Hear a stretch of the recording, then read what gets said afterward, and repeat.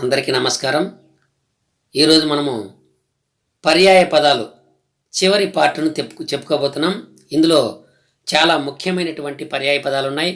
పర్యాయ పదాలంటే మీకు అందరికీ తెలుసు, సమానమైనటువంటి అర్థాలు కలిగిన పదాల సమూహాన్నే పర్యాయ పదాలు అంటారు. వాటిని ఆంగ్లంలో సినానిమ్స్ అంటారు, అంటే సేమ్ మీనింగ్స్ అన్నమాట. అర్థమవుతుందే? మరి చూడండి, హృదయము.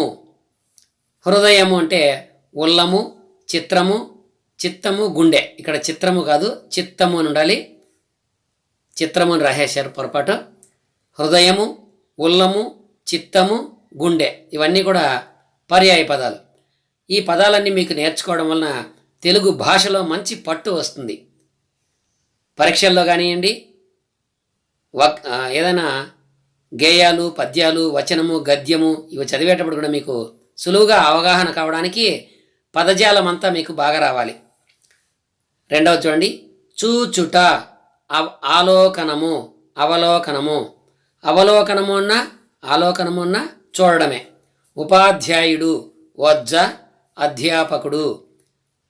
టీచర్ అంటాం కదా, ఆ టీచర్కే ఉపాధ్యాయుడు ప్రకృతి అయితే వజ్జ వికృతి.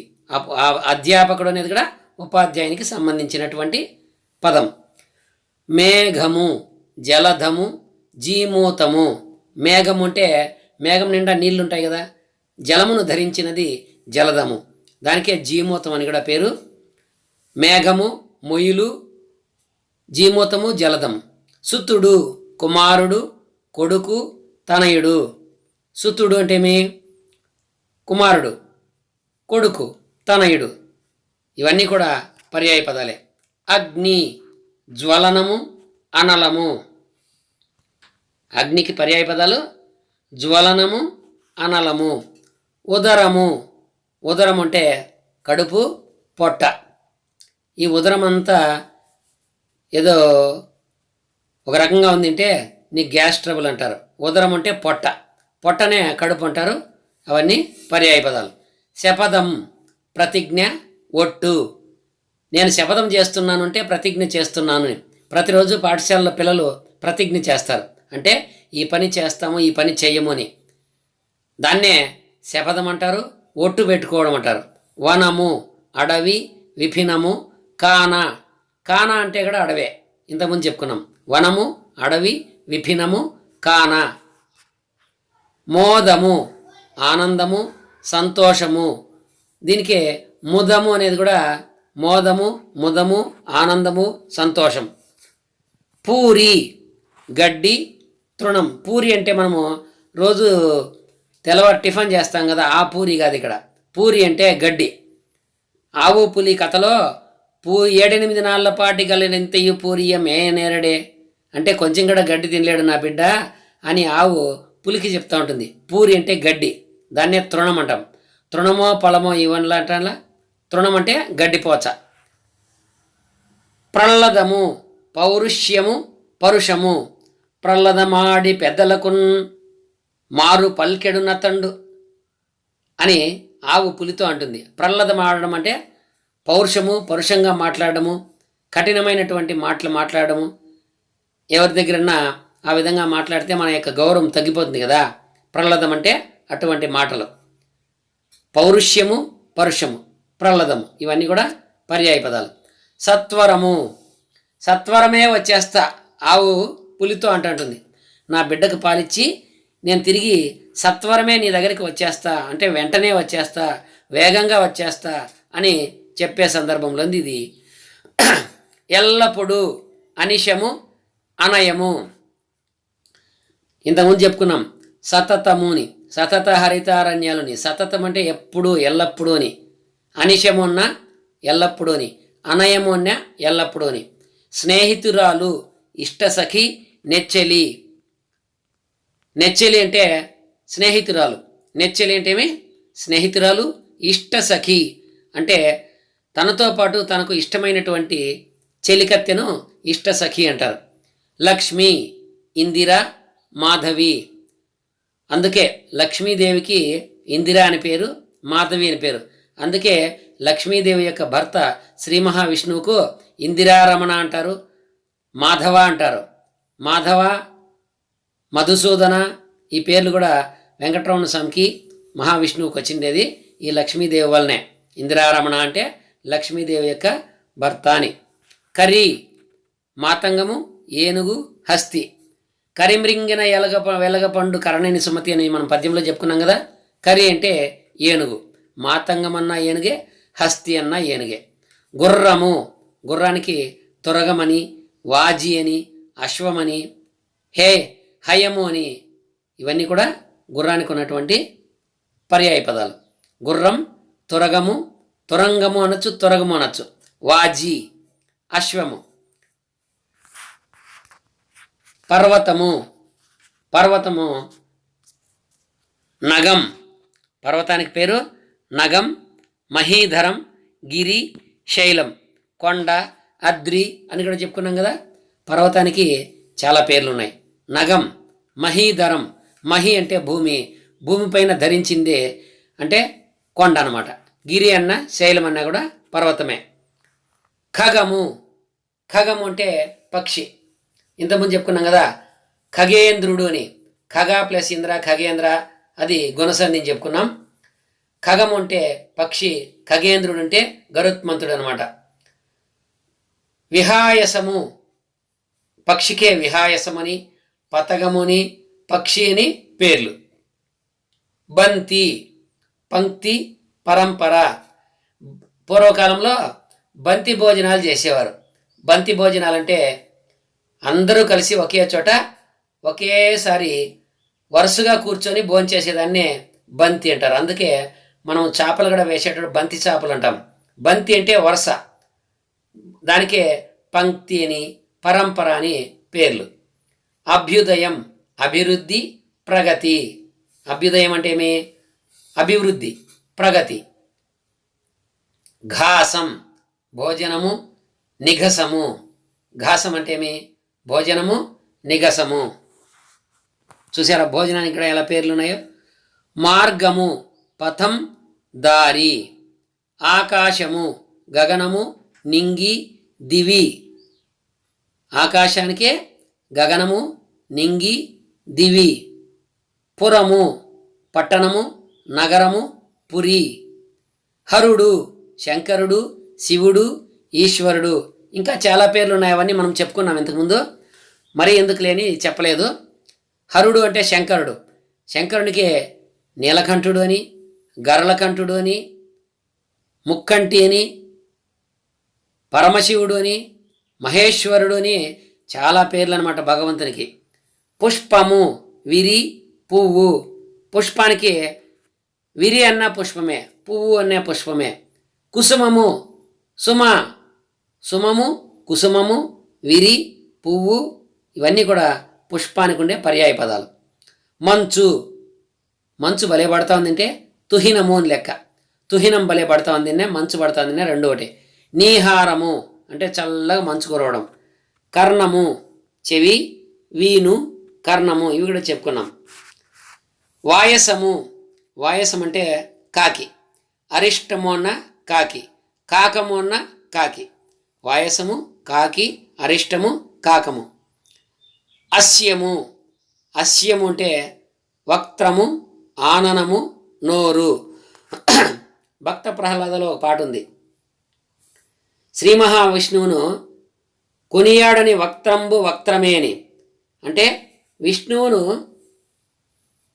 పొగడనటువంటి నోరు నోరు కాదు అని. అందుకే అస్యానికి వక్త్రము, ఆననము, నోరు అని పేర్లు.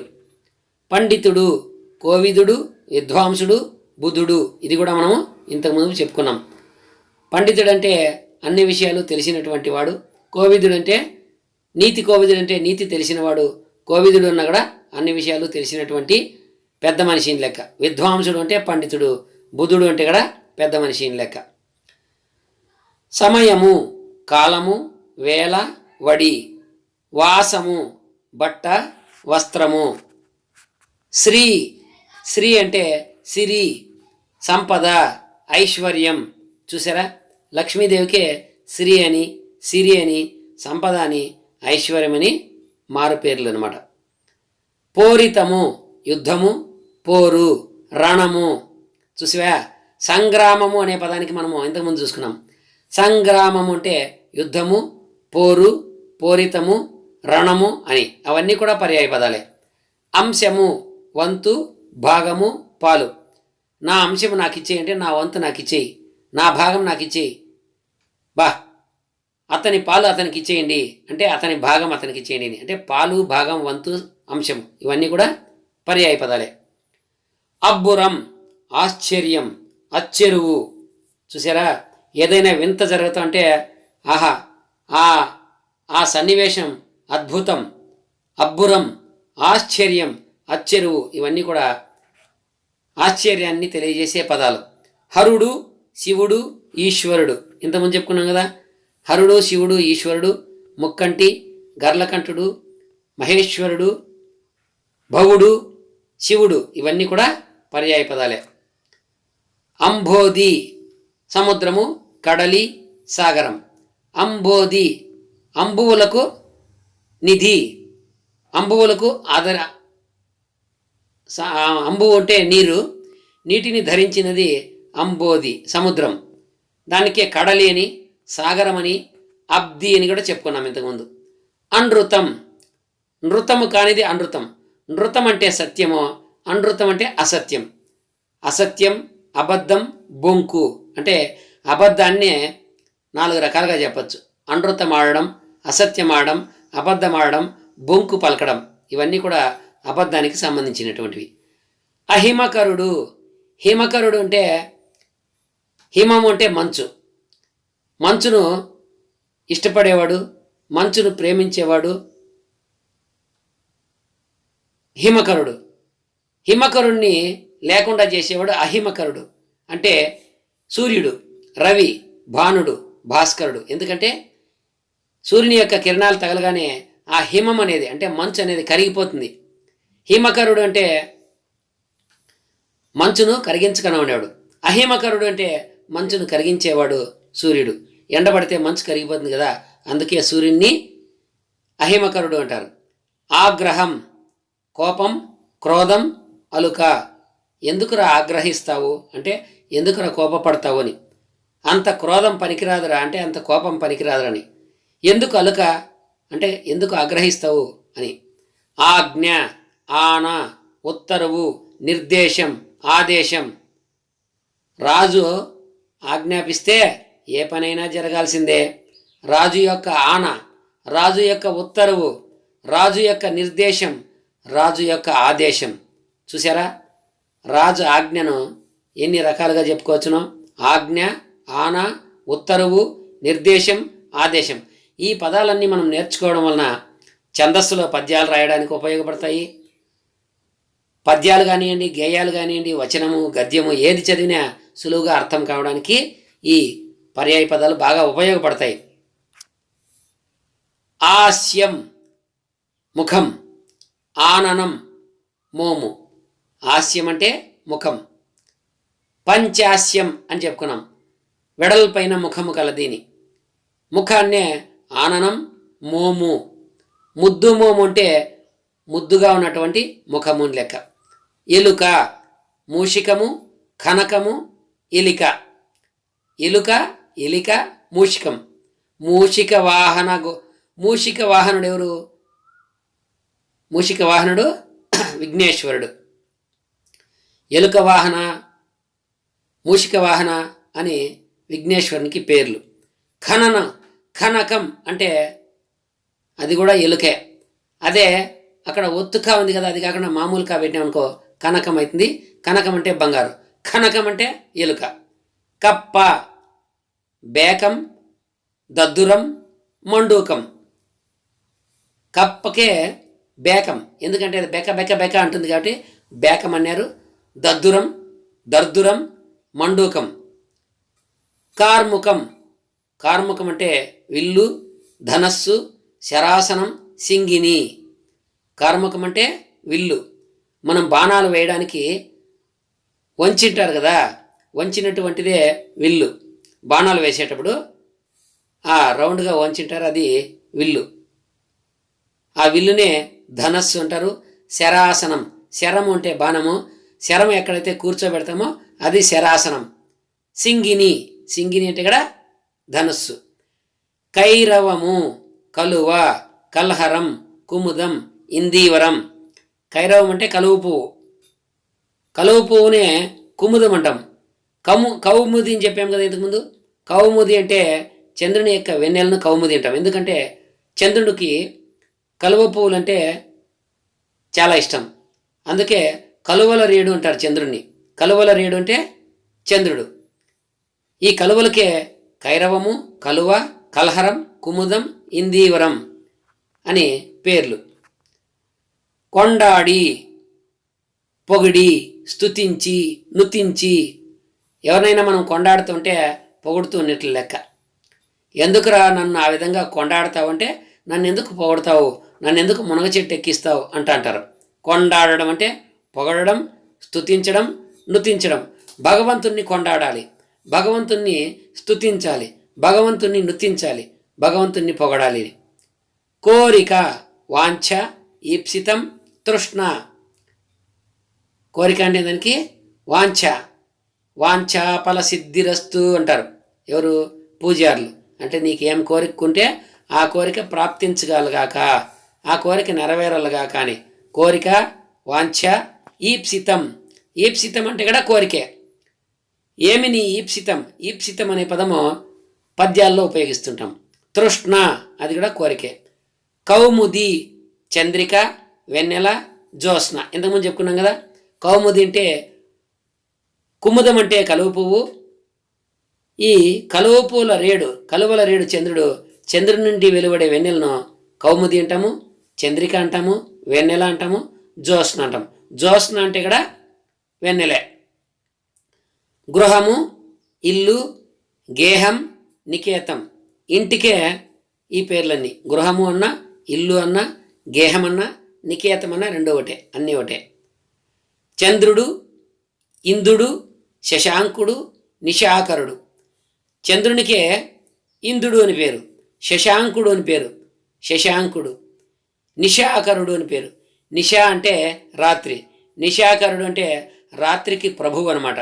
రాత్రిపూటే కదా చందమామ ప్రకాశిస్తాడు బాగా, అందుకని నిశాకరుడు అని చంద్రునికి పేరు. అర్థమవుతుందా? చాడ్పు, విధము, భంగి, రీతి, తీరు. ఇవన్నీ కూడా చాడ్పు అనే పదానికి. ఈ చాడ్పు అనేది వెన్నెల అనే పాఠంలో మనకు వస్తుంది. చాడ్పు అంటే విధం, చాడ్పున అంటే విధంగా, భంగి అన్న కూడా అదే, రీతి, తీరు. తమస్సు, చీకటి, అంధ్యం, అంధకారం, ఇరులు. తమస్సు అంటే చీకటి, చీకటికే అంధకారమని, అంధ్యమని, ఇరులు అని పేరు. దయ, కరుణ, కృప, కనికరం, జాలి. నరుడు, మానవుడు, మనిషి, మర్త్యుడు. మర్త్యుడు అంటే మరణం పొందేవాడు అని. ఏ మనిషి అయినా చివరకు చనిపోవాల్సిందే కదా, అందుకే మర్త్యుడు అని పేరు. మర్త్యుడు అంటే మరణము తప్పనిగా స్వీకరించడానికి మనుషులందరూ చనిపోయే వాళ్ళే కాబట్టి మర్త్యులు అంటారు. నలిరేగు, విజృంభించు, చెలరేగు, జృంభించు. జృంభించు, విజృంభించు, చెలరేగు, నలిరేగు. అర్థమవుతుందా? పల్లె, ఊరు, గ్రామం. కాంచనము, చూసారా? బంగారానికి కాంచనమని, పొత్తడి అని, కనకమని, పసిడి అని, తర్వాత ఇంకా ఉన్నాయి. హేయము అన్నా కూడా బంగారే, కనకము బంగారే, పొత్తడి బంగారే, పసిడి బంగారే. చూసారా ఎన్ని పేర్లు ఉన్నాయా? పారాశర్యుడు, వ్యాసుడు, బాదరాయణుడు. మహాభారతాన్ని వేదవ్యాసుడు సంస్కృతం నుండి వేదవ్యాసుడు సంస్కృతంలో రాస్తే మన కవిత్రయంలో తిక్కన, ఎర్రన, నన్నయ్య వీళ్ళందరూ కూడా దాన్ని తెలుగులోనికి అనువదిస్తారు. మరి పారాశర్యుడు అంటే వ్యాసుడే, బాదరాయణుడు అన్న వ్యాసుడే. వ్యాసుడు అంటే వేదవ్యాసుడు. మరి పారాశర్యుడు అంటే ఏమంటే పరాశరుని యొక్క కుమారుడు అని లెక్క. పరాశరుని యొక్క కుమారుడు పారాశర్యుడు. పెండ్లి, పాణిగ్రహణం, పరిణయం, కళ్యాణం, వివాహం. పెళ్లి చేసుకున్నావా? పాణిగ్రహణం అయిపోయిందా? పరిణయం అయిపోయిందా? కళ్యాణం ఎప్పుడు? వివాహము ఎప్పుడు? ఇవన్నీ కూడా పెండ్లి అనే పదానికి పర్యాయ పదాలు. బ్రాహ్మణులు, ద్విజులు, విప్రులు, భూసురులు. ఇది ఇంతకుముందు కూడా చెప్పుకున్నాం. బ్రాహ్మణులను భూలోక దేవతలు అంటారు. వారికి ద్విజులు అని 2 సార్లు జన్మిస్తారు కాబట్టి, ఒకసారి తల్లి కడుపు నుండి సాధారణంగా పుట్టడం, రెండవసారి ఉపనయనంతో మళ్ళీ పుట్టినట్లు లెక్క. అందుకే ద్విజులు అంటారు బ్రాహ్మణులను. విప్రులు అన్న, భూసురులు అన్న బ్రాహ్మణులే. భూసురులు అంటే భూలోకంలో సురలతో సమానం, అంటే దేవతలతో సమానము. భాగీరథి, గంగానది, జాహ్నవి, పావనిని గంగానదికి పేర్లు అనమాట. భాగీరథి అంటే గంగానది, జాహ్నవి అన్న గంగానది, పావని అన్న గంగానది. మరి భాగీరథి అంటే భగీరథుడు శివుణ్ణి మెప్పించి గంగానదిని ఆకాశం నుండి పాతాళలోకానికి తీసుకుని వెళ్తాడు. వారి యొక్క పూర్వీకుల యొక్క చితాభస్మం పైన ప్రవహింపజేసి వారిని ఊర్ధ్వలోకానికి సాగనంపడానికి. అందుకని గంగానదికి భాగీరథి నది అని పేరు. మరి జాహ్నవి అని ఎందుకంటే దారిలో వస్తా ఉంటే ఆ గంగానది యొక్క ప్రవాహంలో జహ్ను మహర్షి తన తపస్సు చేసుకుంటూ ఉంటాడు. దానికి భంగం కలిగిన దానికి జహ్ను మహర్షి కోపంతో గంగానదిని మొత్తము తాగేస్తాడు. మళ్ళీ భగీరథుడు ప్రార్థన చేస్తే చెవి నుండి వదులుతాడనమాట గంగానదిని. అందుకే జహ్ను మహర్షి చేత వదలబడినటువంటి గంగానదినికి జాహ్నవి అని పేరు. మరి పావని అంటే గంగానదిలో స్నానం చేసినటువంటి వారందరికీ పాపాలన్నీ తొలగిపోతాయి, అందుకే పావని అని పేరు. చూసారా? ఇవన్నీ కూడా పర్యాయ పదాలే. మరణము, మృత్యువు, నిర్యాణం, చావు. మనిషికి మరణం తప్పదు, మృత్యువు మనిషికి తప్పదు, నిర్యాణం కూడా తప్పదు, చావు తప్పదు. మిన్ను అంటే ఆకాశం, గగనం, నింగి. మిన్ను అంటే ఆకాశం, గగనం, నింగి, దివి అని కూడా పేరు. మైత్రి, స్నేహం, నెయ్యం, సాంగత్యం. ఇవన్నీ చెప్పుకున్నాం కాబట్టి స్పీడ్గా చెప్పేస్తున్నాను. రాత్రి, నిశ. నిశ అంటే రాత్రి, నిశాకరుడు అంటే చంద్రుడు. రజని, రజనీకరుడు అన్న చంద్రుడే. రజని అంటే రాత్రి, అందుకే చంద్రుణ్ణి రజనీకరుడు, నిశాకరుడు అని పిలుస్తాం. యామిని అంటే ఇక్కడ రాత్రి. అర్థమవుతుందా? నిశాకరుడు అంటే ఎవరు? చంద్రుడు. రజనీకరుడు అంటే ఎవరు? చంద్రుడు. ఎందుకు? నిశ అంటే రాత్రి కాబట్టి, రాత్రికి ప్రభువు చంద్రుడు కాబట్టి నిశాకరుడు, రజనీకరుడు అని చంద్రుడికి పేర్లు. రుగ్మత, జబ్బు, వ్యాధి, రోగం. రుగ్మత అంటే జబ్బు, వ్యాధి, రోగం. ఇవన్నీ మీకు తెలిసినవే. వనిత, స్త్రీ, మహిళ, పడతి, పొలతి, ఇంతి. ఇవన్నీ కూడా మనకు స్త్రీ అనే పదానికి పర్యాయ పదాలు. వనిత అంటే స్త్రీ. వసనం, వసనం అంటే వస్త్రము, వలువ, పటము. వస్త్రం, వలువ, పుట్టము, చేలం, గుడ్డ. అంటే ఇక్కడ వస్త్రం అనే దానికి వలువ, పుట్టము, చేలము, గుడ్డ. దానికే ఇక్కడ పైన పటము కూడా యాడ్ చేసుకోవచ్చు. వితతి, సమూహము, గుంపు, బృందము. సమూహము, గుంపు, బృందము. దానికే వితతి అని పేరు. వితతి అన్న గుంపు. వెళ్ళి, ప్రవాహము, వెల్లువ. వెళ్ళి అంటే ప్రవాహము, వెల్లువ. సంఘం, సమూహము, గుంపు, బృందం. సరిత్తు, నది, వాహిని. సరిత్తు అంటే నది, నదికే వాహిని అని పేరు. అర్థమవుతుందా? సుంత, ఇంచుక, ఇసుమంత, కొంచెం. సుంత అంటే ఏమి? కొంచెం. సుంత సున్నమయ్యవా అంటే కొంచెం సున్నమయ్యవా అని. ఇంచుక సున్నమయ్యవా అంటే కొంచెం సున్నమయ్యవా అని. ఇసుమంత అంటే కొంచెం. కొంచెం అంటే తెలుసు కదా. స్మరణము, స్మరించుకోండి. ఒకసారి భగవంతుణ్ణి, భగవన్నామ స్మరణ చేసుకోండి అంటే మదిలో తలుచుకోండి ఆలోచించుకోండి. బుద్ధి ఒకసారి ఆ భగవంతుని పైన నిలపండి అనేదానికి మనము స్మరణము. స్మరణ అంటే తలుచుకోవడం, ఆలోచించుకోవడం. మన బుద్ధి యందు ఒక విషయాన్ని గురించి ఆలోచన చేసుకోవడాన్నే స్మరణం అంటాం. అర్థమైందా? ఈ పదాలన్నీ కూడా మీకు అకాడమీ బుక్స్ నుండి సేకరించి చెబుతున్నాను. ఇవి అత్యంత ముఖ్యమైనటువంటివి. ప్రతి పదము ఇంపార్టెంటే కాబట్టి తప్పనిసరిగా వీడియోలన్నీ చూసి నేర్చుకోండి. ఏదైనా సందేహం వస్తే నాకు కాల్ చేయవలసిందిగా కోరుతున్నాను. ఈ వీడియో మీకు నచ్చినట్లయితే దయచేసి మీ మిత్రులకు కూడా షేర్ చేయండి. ఇంతవరకు మా ఛానల్ను సబ్స్క్రైబ్ చేసుకున్నట్లయితే సబ్స్క్రైబ్ చేసుకోండి. బెల్ ఐకాన్ పైన క్లిక్ చేయండి. ఆల్ అనే నోటిఫికేషన్ వస్తుంది. దానిపైన క్లిక్ చేస్తే నేను పెట్టే ప్రతి వీడియో మీకు వెంటనే నోటిఫికేషన్ ద్వారా వస్తుందని తెలియజేస్తున్నాను. మరి మరొక మంచి వీడియోతో మీ ముందుకుంటాను. అంతవరకు సెలవు. నమస్తే.